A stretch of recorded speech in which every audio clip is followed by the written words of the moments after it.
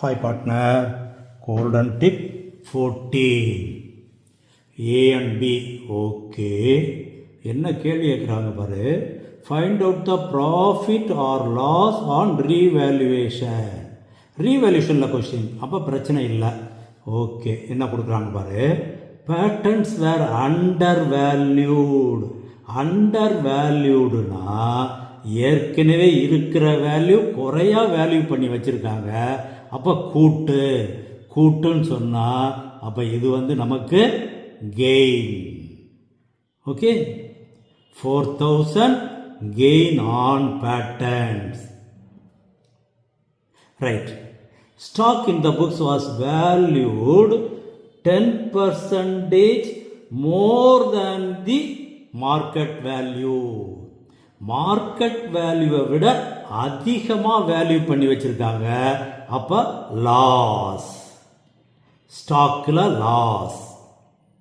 எவ்வளவு அதிகமாக வேல்யூ பண்ணி வச்சிருக்காங்க? 10%.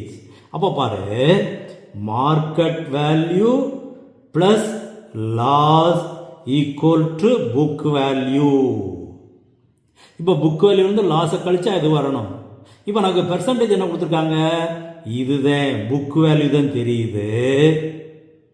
அப்போ 66,000 into 10/110 இதுதான் கொண்டு வர வேண்டியது.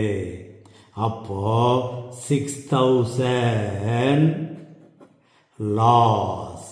ஏன் லாஸ்ன்னு சொல்றோம்? மார்க்கெட் வேல்யூவை விட அதிகமாக இருக்காங்க. அப்போ மார்க்கெட் வேல்யூக்கு தான் இப்போ நம்ம கொண்டு வரணும்.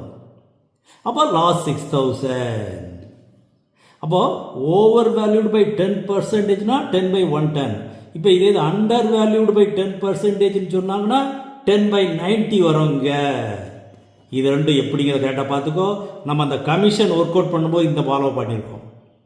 அப்போ டோட்டலாக பாரு, லாஸ் எவ்வளவு? 2,000 என்ன கேட்டிருக்காங்க? Find out the profit or loss on revaluation. அப்போ தெளிவாக ஆன்சர் எழுதிட வேண்டியது. Loss on revaluation ₹2,000. இதுதான் என்ன கேள்வி கேட்டிருக்காங்களோ அதுக்கு தகுந்தாப்புல ஆன்சர் எழுதணும்.